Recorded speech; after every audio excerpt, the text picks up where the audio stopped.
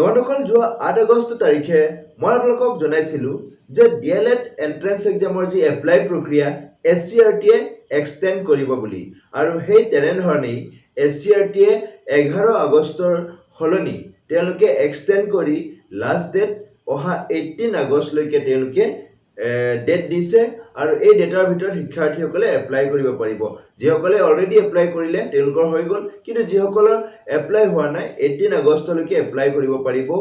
এটা কথা হ'ল 18 আগষ্টলৈকে ডেট এক্সটেণ্ড কৰাৰ লগে লগে আপোনালোকৰ এক্সামটো ৰিশেডিউল হৈ যাব নেকি অৰ্থাৎ যি আপোনালোকৰ 8 ছেপ্টেম্বৰ তাৰিখে হ'বলগীয়া এক্সামটো হেতু বেলেগ এটা ডেটৰ ৰিশেডিউল হৈ যাব নেকি লগতে বন্ধুসকল আপোনালোকক মই এই ভিডিঅ'তে জনাম যে DLED PET এন্ট্ৰেন্স এক্সামৰ কোৱালিফাইং মাৰ্কছ আছে নেকি আৰু যদি আছে কিমান মাৰ্কছ পালে আপোনালোকে কোৱালিফাই কৰিব লগতে কিমান মাৰ্কছ পোৱা শিক্ষাৰ্থীসকলে এডমিশন লাভ কৰিব পাৰে সম্পূৰ্ণ কথা মই আপোনালোকক এই ভিডিঅ'তে জনাম তোমালোকৰ তেতিয়ালে ভিডিঅ'টি হ'বলৈ গৈ আছে বহুত ইনফৰ্মেটিভ ভিডিঅ'টি শেষলৈকে চাব আৰু এনে ধৰণৰ ইনফৰ্মেটিভ ভিডিঅ' পাই থাকিবলৈ মোৰ এই চেনেলটি এটা পৰ্যন্ত যদি সাবস্ক্ৰাইব কৰে সাবস্ক্ৰাইব কৰি মোক আগলৈ এনে ধৰণৰ নতুন ভিডিঅ' বনোৱাৰ প্ৰেৰণা যোগাব বুলি মই আশা ৰাখিলোঁ তো বলক আজিৰ মূল ভিডিঅ'টিলৈ মই আগবঢ়াম হয় বন্ধুসকল আপোনালোকে ইতিমধ্যে নটিফিকেশন যোগে গম পাইছে যে SCRT 11 আগষ্টৰ হলনি 18 আগষ্টলৈকে এপ্লাই প্ৰক্ৰিয়াৰ লাষ্ট ডেট এক্সটেণ্ড কৰিছে ইয়াৰ লগে লগে শিক্ষাৰ্থীসকলৰ মনত কিছুমান প্ৰশ্ন উদয় হৈছে যে তেওঁলোকৰ এক্সামটো 8 ছেপ্টেম্বৰ তাৰিখে নহয় পেলাই 15 ছেপ্টেম্বৰ বা তাৰ পিছত হ'ব পাৰে নেকি হয় বন্ধুসকল এতিয়া পৰ্যন্ত SCRT কোনো ধৰণৰ নটিফিকেশন আউট কৰোৱা নাই কিন্তু মই আপোনালোকক জনাই দিব পাৰো যে SCRT যেহেতুকে এপ্লাই প্ৰক্ৰিয়া লাষ্ট ডেট এক্সটেণ্ড কৰিছে তো তেনে ধৰণে তেওঁলোকৰ যি এক্সাম বা এক্সামৰ ডেট ৰিশেডিউল কৰিব পাৰে কিন্তু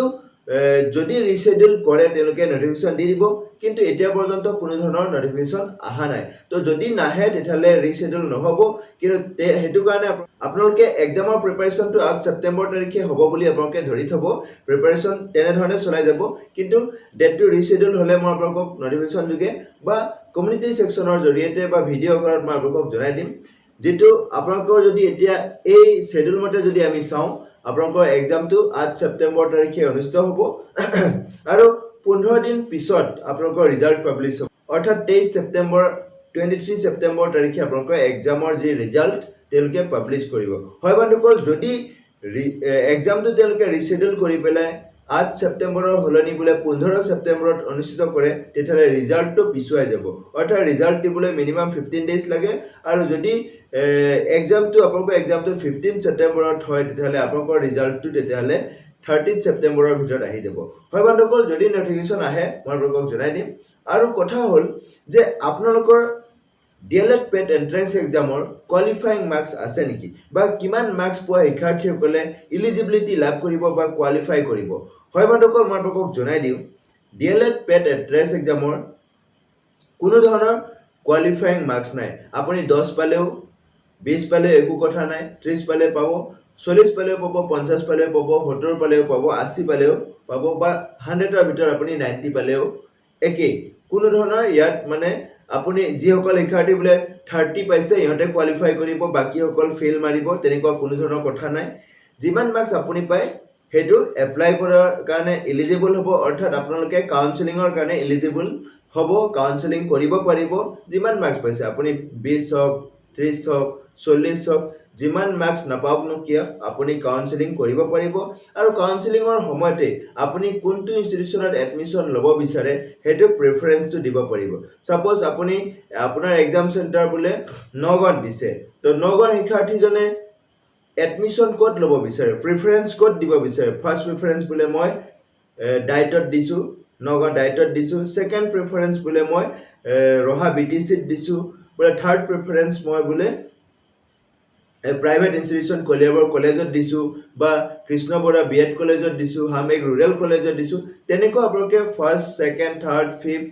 পৰ্যন্ত আপোনালোকে প্ৰেফাৰেন্স কাউন্সেলিংৰ সময়ত দিব পাৰিব first preference second preference third preference দিব 5 নম্বৰ পৰ্যন্ত আপোনালোকে প্ৰেফাৰেন্স দিব পাৰিব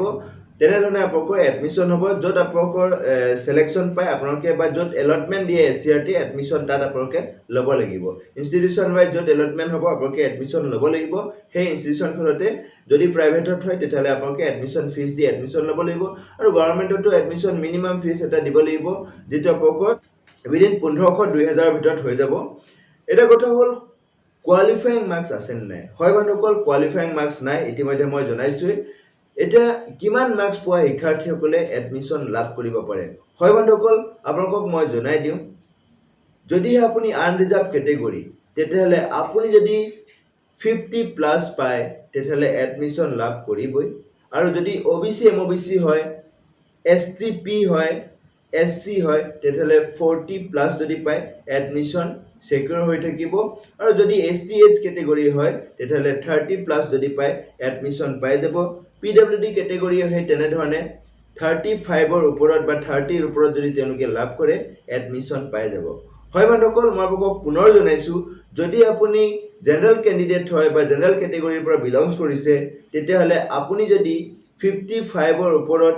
মাৰ্কছ লাভ কৰি কেৰি কৰিবলৈ সক্ষম হয় DLED পেট এন্ট্ৰেন্স এক্সামত তেতিয়াহ'লে আপোনাৰ এডমিশ্যন সিকিউৰ হ'ব বা আপুনি এডমিশ্যন ল'ব পাৰিব গভৰ্ণমেণ্টত হওক বা প্ৰাইভেটত হওক পৰৱৰ্তী পৰ্যায়ত মই আপোনাক জনাই যাম কোনটো ইনষ্টিটিউচনত কিমান কাট অফ যাব পাৰে কোনটো ইনষ্টিটিউচনত কিমান কাট অফ পোৱা শিক্ষাৰ্থীসকলে লাষ্ট ইয়াৰ এডমিশ্যন পাইছিল সম্পূৰ্ণ কথা মই আপোনাক পৰৱৰ্তী ভিডিঅ'বিলাকত জনাই যাম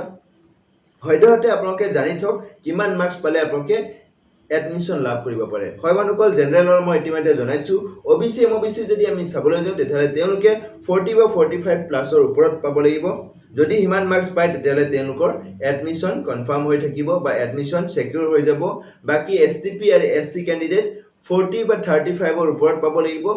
ঠিক তেনেধৰণে STH ক্যান্ডিডেট 30 ৰ ওপৰত পালে তেওঁলোকে এডমিশ্যন পাই যাব আৰু হেহত যিসকল শিক্ষাৰ্থী PWD কেটেগৰী তেওঁলোকে 30 বা 25 ৰ ওপৰত পোৱা শিক্ষাৰ্থীসকলক আপোনালোকে এডমিশ্যন ল'ব পাৰিব বন্ধুসকল মই আপোনাক জনাই দিওঁ এটো নহয় যে এটো কাট অফৰ ভিতৰতে এডমিশ্যন পাই যাব তাৰ তলত পোৱা শিক্ষাৰ্থীও এডমিশ্যন পাব পাৰে 21 পোৱা বা 22 পোৱা 23 পোৱা 24 পোৱা শিক্ষাৰ্থীও এডমিশ্যন পোৱাৰ নজিৰ আছে উদাহৰণ আছে লাষ্ট ইয়াৰত তো বন্ধুসকল আপোনালোকে যদি মিনিমাম আপোনালোকে 25 বা 30% মাৰ্কছ কেৰি কৰিবলৈ সক্ষম হয় তেতিয়াহ'লে এডমিশ্যন ধৰি থব পাৰিব আপোনাৰ এডমিশ্যন সিকিউৰ হৈ আছে তো বন্ধুসকল তেতিয়াহ'লে এইটো আছিল আপোনালোকৰ কিমান মাৰ্কছ পালে এডমিশ্যন পাব পাৰে বা কিমান মাৰ্কছ পোৱা শিক্ষাৰ্থীসকলে এলিজিবিলিটি লাভ কৰিব লগতে বন্ধুসকল আপোনালোকৰ এক্সাম ৰিশেডিউল হ'ব পাৰে নেকি বা ৰিশেডিউল যদি হয় কেতিয়া হ'ব যদি ৰিশেডিউল হয় ৰিজাল্ট কেতিয়া পাবলিশ হ'ব সম্পূৰ্ণ কথা মই আপোনালোকক এনালাইসিস কৰি পেলাই জনাইছো আশা কৰিছো আপোনালোকক মই এই ভিডিঅ'টিৰ জৰিয়তে কিঞ্চিত হলেও উপকৃত কৰিব পাৰিছো আৰু এই ভিডিঅ'টি আপোনাক যদি হসাকৈ উপকৃত কৰিছে যেন অনুভৱ হৈছে তেতিয়াহ'লে লাইক শেয়াৰ কমেন্ট কৰাৰ লগতে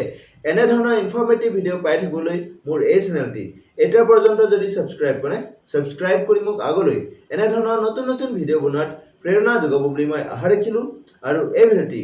শেষলৈকে চোৱাৰ বাবে আপোনাক অশেষ ধন্যবাদ জয় আই অসম